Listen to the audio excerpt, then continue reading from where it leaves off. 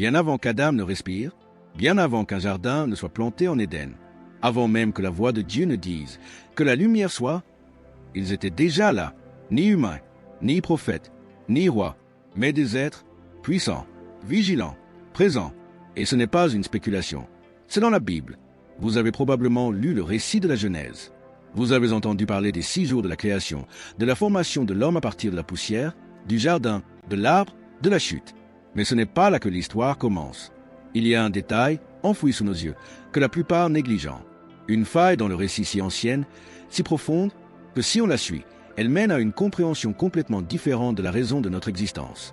Le livre de Job, chapitre 38, rapporte quelque chose d'extraordinaire. Dieu parle à Job, mais il ne le réconforte pas. Il n'explique pas la souffrance. Il lui rappelle quelque chose. Sa place dans le grand dessein. Et puis il dit, « Où étais-tu quand j'ai fondé la terre? Dis-le-moi, si tu as de l'intelligence. Qui en a déterminé les dimensions? Tu le sais sûrement. Ou qui a tendu le cordeau sur elle? Quand les étoiles du matin chantaient ensemble, et que tous les fils de Dieu poussaient des cris de joie. » Relisez, tous les fils de Dieu poussaient des cris de joie. Ils n'ont pas été créés après la terre. Ils n'ont pas été formés aux côtés de l'humanité. Ils étaient déjà là, célébrant, témoins de l'acte même de la création. Cela bouleverse tout ce qu'on nous a dit sur le commencement. Car si Adam fut le premier homme, qui étaient ces fils de Dieu? Ils ne sont pas rappelés ici des anges, ni des messagers, ni des esprits, mais des fils, un titre qui évoque l'origine, la parenté, l'autorité. Et leur existence avant la création du monde signifie quelque chose d'encore plus dangereux. L'humanité n'était pas le premier chapitre. Nous étions une continuation, peut-être même une correction. Cela soulève une possibilité troublante. Les fils de Dieu faisaient-ils partie d'un ordre antérieur qui régnait avant nous? Avons-nous été créés pour hériter d'un monde qui leur avait autrefois appartenu? L'histoire traditionnelle que vous avez apprise ne laisse pas de place à ces questions. C'est pourquoi elle n'est jamais posée. Cela complique le récit. Elle met en lumière quelque chose que les premiers auteurs savaient, mais que le lecteur moderne a oublié. La Bible n'est pas seulement une histoire sur l'humanité. C'est une histoire de guerre dans le ciel et de notre place dans celle-ci. Et les fils de Dieu, ils ne sont pas partis. Ils réapparaissent dans Genèse 6. Et ce qu'ils y font change tout. Mais avant d'en arriver là, nous devons comprendre qui ils étaient. Car leur identité est la clé pour comprendre pourquoi l'humanité a été créée. Et cela n'a rien à voir avec ce qu'on vous a raconté. Ils étaient là avant que les montagnes ne s'élèvent, avant que les océans ne soient en mouvement, avant même que le concept de mort ou de péché n'existe. Les fils de Dieu n'apparaissent pas seulement dans la vision de Job. Ils sont présents à de multiples reprises dans les Écritures anciennes, mais toujours voilés, toujours à l'écart des projecteurs. Pourquoi? Parce que leur identité change tout le sens du récit de la création. La plupart des interprétations modernes les rejettent d'un haussement d'épaule. Ce n'étaient que des anges. Mais la Bible ne parle pas des anges dans Job 38. Elle utilise un terme totalement différent, Béné Elohim, fils de Dieu. Et dans la vision hébraïque du monde, ce terme n'était pas interchangeable avec Malaka, le mot utilisé pour désigner les messagers ou les serviteurs. Ces fils ne servaient pas. Ils criaient de joie à la naissance d'un monde qu'ils n'habitaient pas, mais qu'ils ont peut-être gouverné. Arrêtons-nous et demandons-nous ce que cela signifie. Le mot « fils » implique l'origine, la lignée, une proximité avec le divin qui va au-delà de l'obéissance. Il ne s'agit pas d'être zélé avec des trompettes, mais d'une race divine, plus ancienne que le temps, imbriquée dans la structure même de la création, et pourtant largement effacée du récit moderne. Pourquoi? Parce que leur histoire mène quelque part sombre. Les Écritures nous en donnent plus d'une miette de pain. Le psaume 82 y fait allusion lorsque Dieu se tient dans une assemblée divine. Oui, un conseil, et réprimande les dieux pour leur échec. Dieu se tient dans le conseil divin. Il rend jugement parmi les dieux. J'ai dit, vous êtes tous des dieux, fils du Très-Haut, mais vous mourrez comme des hommes. À qui s'adresse-t-il? Pas des humains, pas des anges, mais des fils autrefois immortels, mais qui tomberaient comme des mortels. Ce n'est pas de la poésie, c'est une confrontation. La Bible ne se contredit jamais. Ainsi, si Job nous dit que les fils de Dieu étaient présents à la fondation du monde et que les psaumes nous disent qu'ils se sont ensuite présentés devant Dieu pour le jugement, alors quelque chose s'est produit entre ces deux points. Une chute, une rébellion, une fracture dans l'ordre céleste, mais pas comme Lucifer. Il ne s'agit pas de l'ascension d'un seul être. C'est un tournant collectif. Une classe entière d'êtres célestes, puissants, anciens, observant le déroulement de la création, qui ont plus tard choisi une voie qui les mènerait au jugement, à l'exil et à leur effacement final de la doctrine officielle. Et pourtant, les vestiges de leur existence demeurent dans les Écritures, cachés à la vue de tous. Le livre du Deutéronome, dans son hébreu original, dit quelque chose d'étonnant. Quand Dieu divisa les nations à Babel, il fixa les frontières des peuples selon le nombre des fils de Dieu. Deutéronome 32, 8, version des manuscrits de la mer morte. Pas fils d'Israël. Pas tribu d'hommes. Fils de Dieu. On leur assignait des territoires, des nations, des royaumes. Et au fil du temps, ces royaumes commencèrent à vénérer leurs anciens gardiens comme des dieux. C'est là que la mythologie commence à se confondre avec la théologie. Zeus, Baal, Marduk, Moloch. S'agit-il de légendes ou de souvenirs déformés d'êtres qui ont autrefois vécu parmi les hommes? Les implications sont stupéfiantes.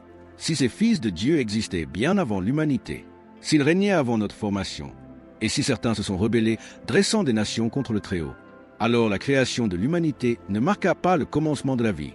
C'était le début d'un plan divin de remplacement. Et c'est pourquoi nous devons examiner attentivement ce qu'ils firent ensuite. Car la prochaine fois que ces fils de Dieu apparaîtront dans les Écritures, ils ne se tiendront plus au ciel. Ils descendront, et ce qu'ils feront changera tout le cours de l'histoire humaine.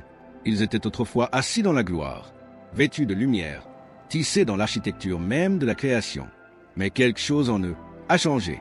Peut-être était-ce de l'orgueil, peut-être était-ce de la jalousie, ou peut-être était-ce de la défiance. Quoi qu'il en soit, les fils de Dieu, ceux qui ont crié de joie à la naissance du monde, allaient bientôt devenir les architectes de sa corruption. Et la Bible ne le cache pas. Genèse 6, l'un des chapitres les plus mystérieux et les plus controversés de toute l'Écriture.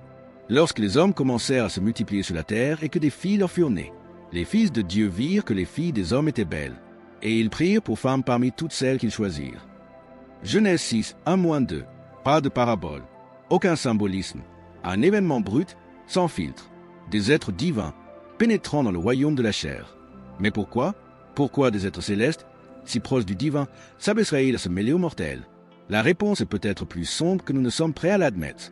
Ce n'était pas un choix romantique. C'était une invasion stratégique. Pas un accident, mais une insurrection. En s'unissant aux humains et en donnant naissance à une descendance, ils ne brisaient pas seulement les frontières, ils corrompaient la lignée qui mènerait un jour au Messie. Il ne s'agissait pas de luxure. Il s'agissait d'héritage. Et que résultat de cette union? La Bible les appelle Néphilim. Les Néphilim étaient sur la terre en ces jours-là, et aussi après, quand les fils de Dieu allèrent vers les filles des hommes et eurent des enfants d'elles. C'étaient les héros d'autrefois, des hommes de renom. Genèse 6h4. Mais ne vous laissez pas tromper par le terme « héros ». Ils n'étaient pas de nobles sauveurs. C'étaient des géants, des tyrans, des êtres d'une taille, d'une force et d'une méchanceté immense. Ils n'avaient aucune place dans l'ordre divin. Ils étaient une distorsion, une aberration, et l'effet d'entraînement fut catastrophique. La terre fut submergée par la violence. Le sang coula sans justice. La connaissance, sacrée et interdite, fut déversée sur l'humanité. Comment le savons-nous? Parce que la Bible n'en est qu'une partie. Le livre d'Enoch, texte sacré vénéré par l'Église primitive et cité dans le Nouveau Testament, lève le voile. Les veilleurs, fils du ciel, contemplèrent les filles des hommes et les convoitèrent. Et ils descendirent sur terre et conclurent un pacte entre eux. Jurons tous par serment et nous engageons par des malédictions mutuelles à ne pas abandonner ce projet. 200 d'entre eux, descendant sur le mont Hermon, se liant les uns aux autres dans la rébellion. Et puis ils enseignèrent à l'humanité des choses qu'elle n'était pas censée connaître. Comment forger des armes, comment enchanter les esprits, comment manipuler les cieux. Ce n'était pas l'illumination, c'était de la corruption déguisée en progrès. Et le prix était mondial. Ce qui suivit ne fut pas seulement un monde déchu. C'était un monde au bord de l'extinction, intentionnellement. La frontière entre le ciel et la terre avait été brisée. Les fils de Dieu avaient violé le commandement du Très-Haut. Et leur descendance mi-divine, mi-humaine empoisonnait la création. Dieu observait. Et puis, il intervint. Mais il ne détruisit pas le monde immédiatement. Il les jugea d'abord. Car ce qui suit dans le récit n'est pas seulement une punition divine. C'est un avertissement à toute puissance qui ose défier le trône céleste. Et ce jugement, il ne s'abattit pas d'abord sur l'humanité. Il s'abattit sur les veilleurs. Le déluge ne commença pas par la pluie. Il commença par une épreuve céleste.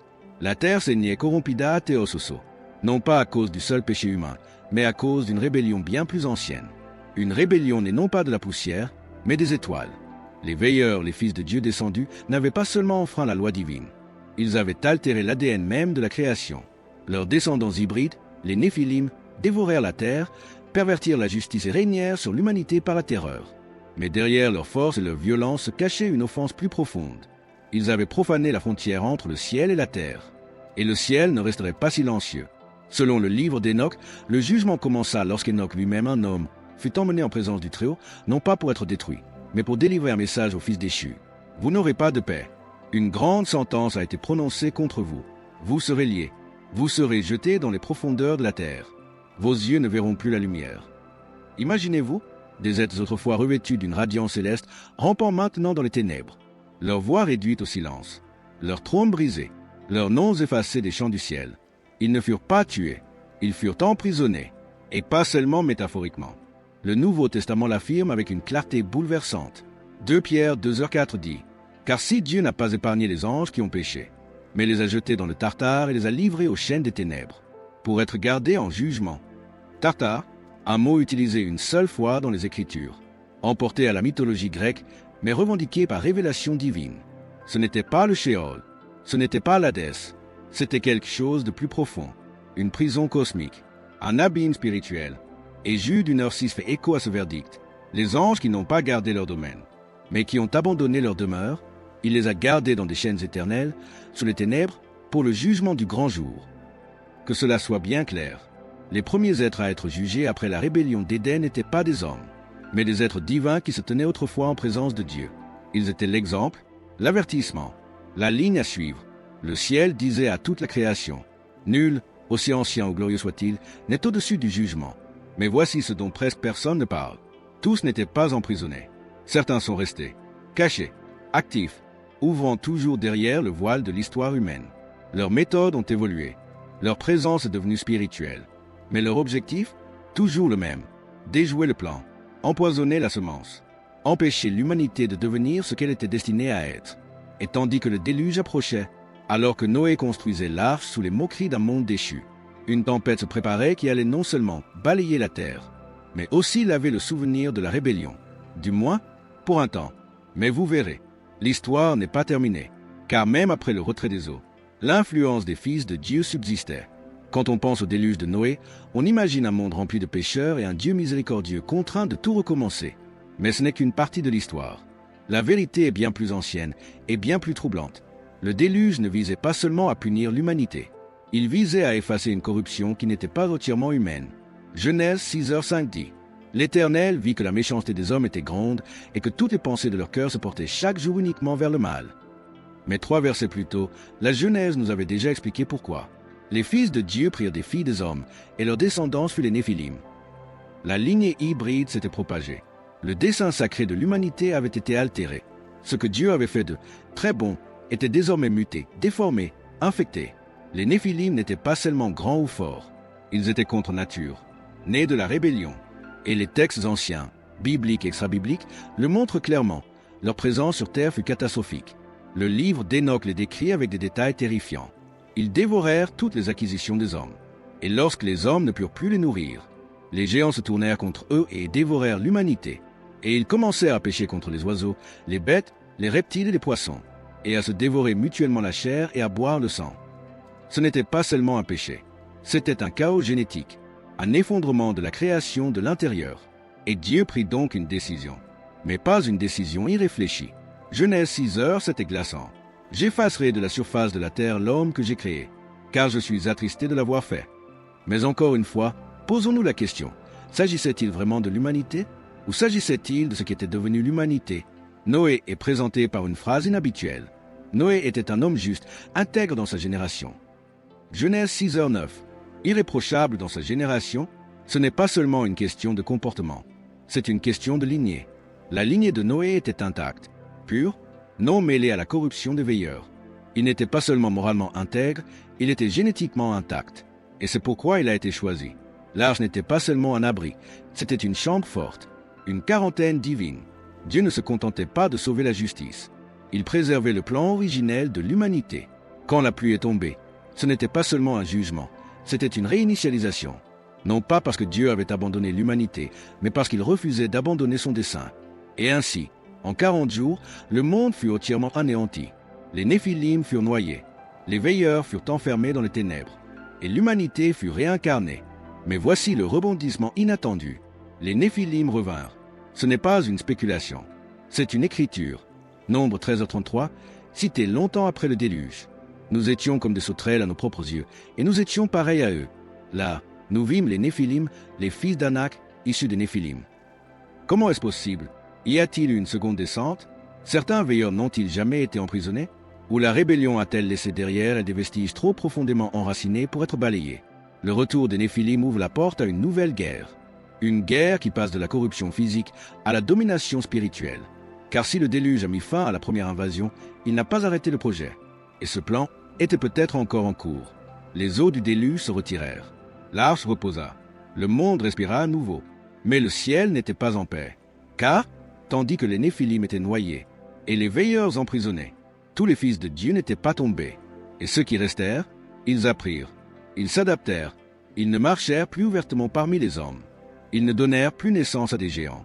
Au lieu de cela, ils trônèrent derrière les nations. Ils devinrent les mains invisibles derrière les rois, derrière les empires, derrière les systèmes du monde. Et si vous pensez que c'est un mythe, relisez-le.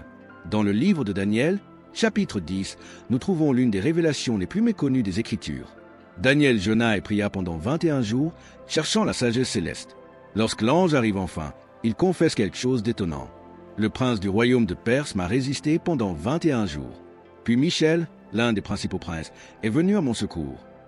Attendez, quoi? Un ange de Dieu, retardé, résisté, par un prince de Perse? Aucun dirigeant terrestre ne pouvait bloquer un messager du ciel. Ce n'était pas un prince humain, c'était une entité spirituelle, une intelligence céleste chargée d'influencer et de contrôler un empire. Et l'ange poursuit. Bientôt, je reviendrai combattre le prince de Perse. Et quand je partirai, le prince de Grèce viendra.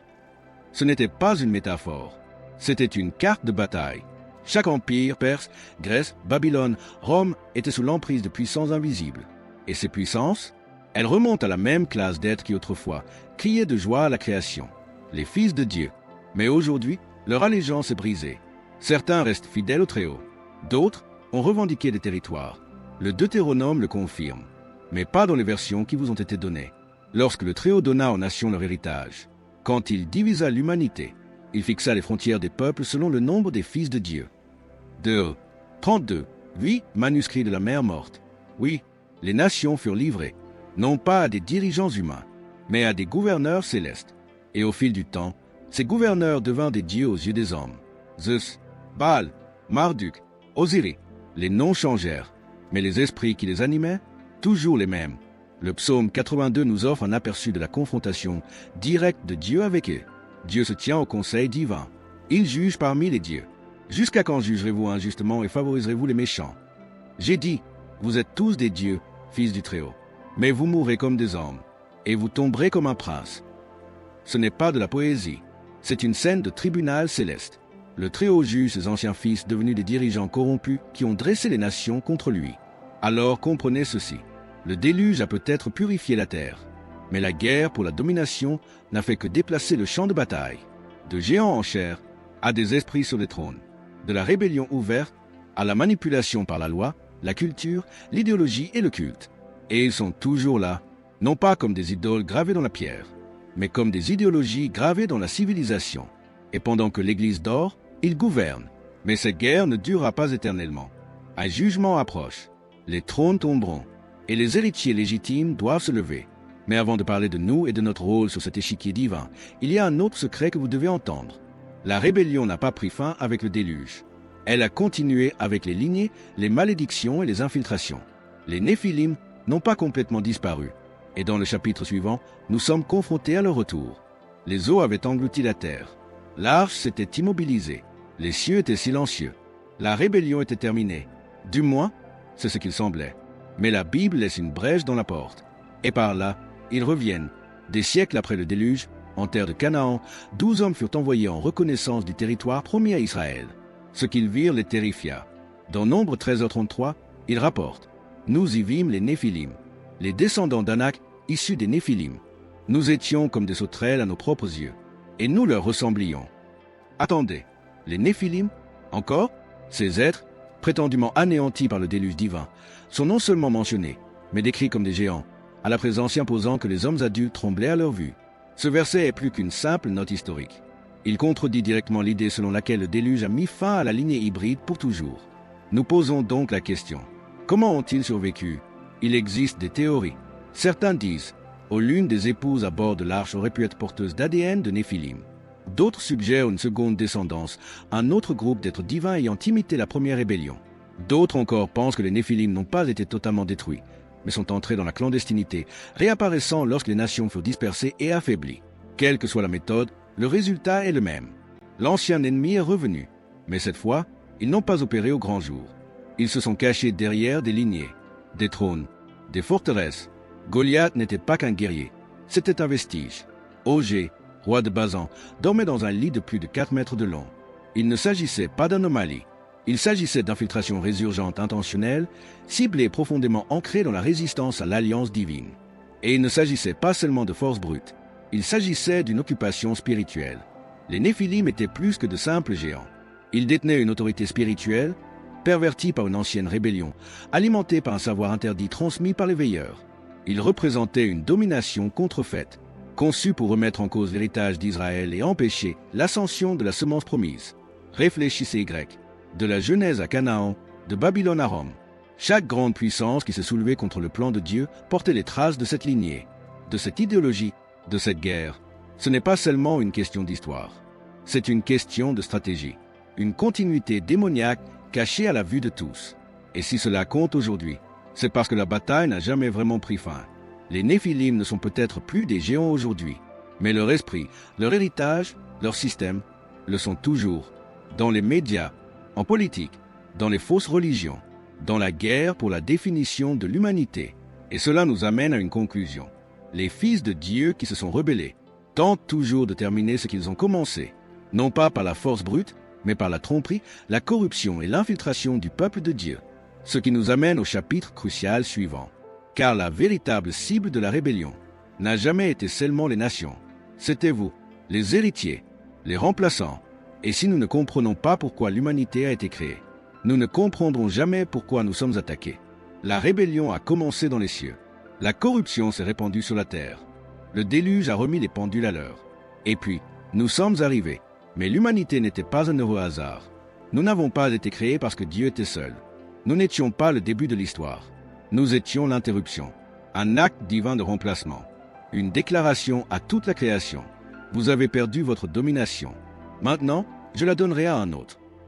Genèse 1h26 ne parlait pas de biologie. Il parlait d'autorité. Faisons l'homme à notre image, selon notre ressemblance, et qu'il domine sur la terre. Ce mot domination n'est pas poétique. Il est légal, royal, territorial. Dieu n'a pas seulement créé Adam pour vivre. Il l'a créé pour régner, gouverner un monde qui appartenait autrefois à d'autres. Marcher là où se tenaient autrefois les fils de Dieu. Porteurs une image qu'ils avaient corrompue, une image qu'ils ne pouvaient plus supporter. Cela ne fut pas bien accueilli. Car, à votre avis, que se passe-t-il lorsqu'une race d'êtres célestes, autrefois honorée, autrefois investie de leur confiance, baisse les yeux et voit une créature de poussière, à qui on a confié leur ancienne position? Un être né sans aile, sans rayonnement, sans feu éternel, et pourtant couronné d'autorité. Accès accordé, faveur accordée. La réponse est simple. La jalousie devient sabotage. Dès la formation d'Adam, la guerre prit une nouvelle cible. Les fils déchus n'avaient plus besoin de se rebeller contre le ciel.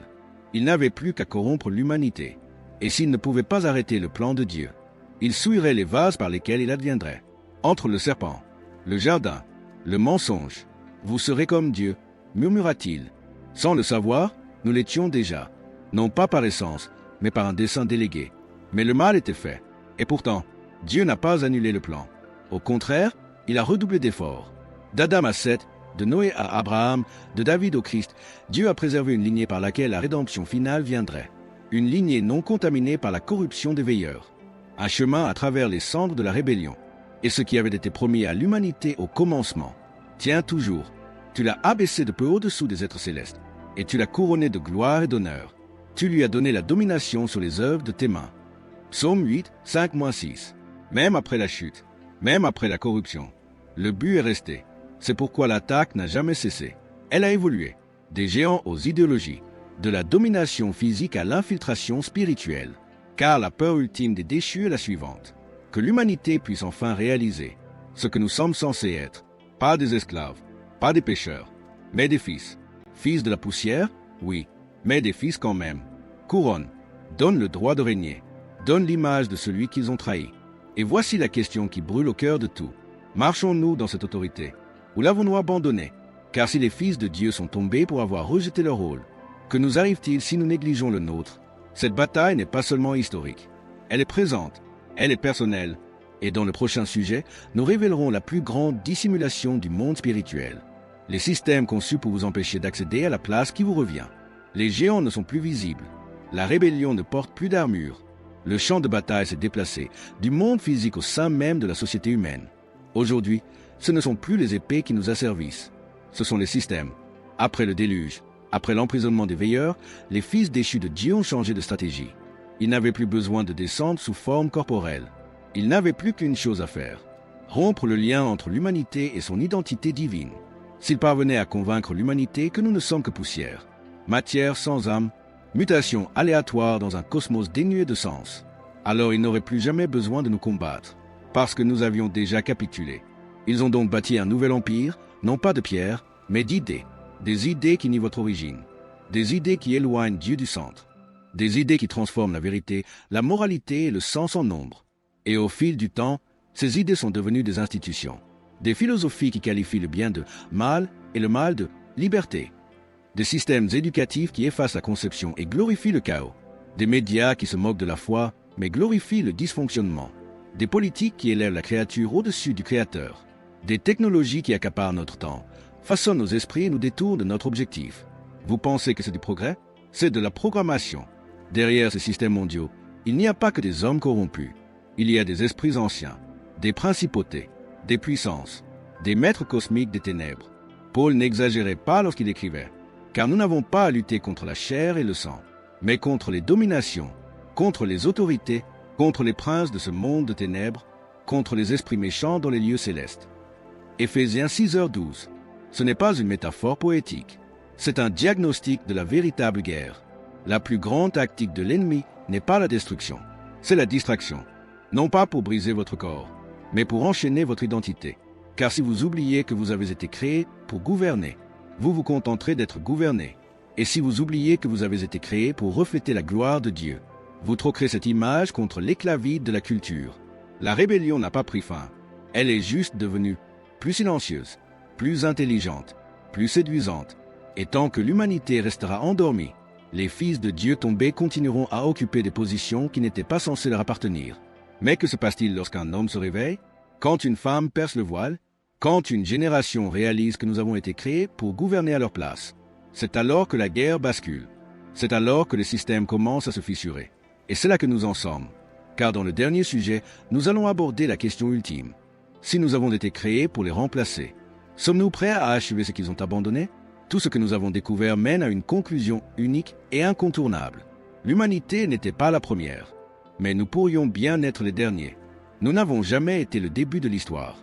Nous étions la réponse de Dieu à une rébellion qui a commencé avant la fin du temps. Nous n'avons pas été créés simplement pour habiter la terre. Nous avons été créés pour la gouverner avec justice, en opposition directe avec les dirigeants célestes qui ont échoué. Les fils de Dieu dominaient. Ils ont été témoins de la création. On leur avait confié royaume et gloire. Mais ils les ont corrompus. Alors Dieu a puisé dans la poussière, pas d'or, pas de feu, pas de lumière, poussière. Et d'elle, il a formé son nouveau réceptacle de domination, nous. Mais avec ce don est venue la guerre. Car depuis le souffle d'Adam, tout le poids de cette rébellion est retombé sur ses épaules. Et puis sur les nôtres, chaque génération depuis a vécu entre deux forces. Ceux qui voulaient nous aveugler, et la voix de celui qui nous appelle à revenir à la domination. Voilà pourquoi l'ennemi refuse que vous priez. Pourquoi il attaque l'identité. Pourquoi la confusion est célébrée. Pourquoi la vérité est qualifiée de haine. Pourquoi la foi est moquée. Pourquoi la vertu est humiliée. Pourquoi les lignées sont brouillées. Pourquoi l'histoire est réécrite. Pourquoi on dit à l'humanité, jour et nuit, tu n'es rien. Parce que si jamais vous vous réveillez, si jamais vous vous souvenez de qui vous êtes, les trônes volés commencent à trembler. Parce que nous n'avons pas été créés uniquement pour remplacer les fils de Dieu. Nous avons été créés pour les juger. Paul le dit clairement dans 1 Corinthiens 6h3.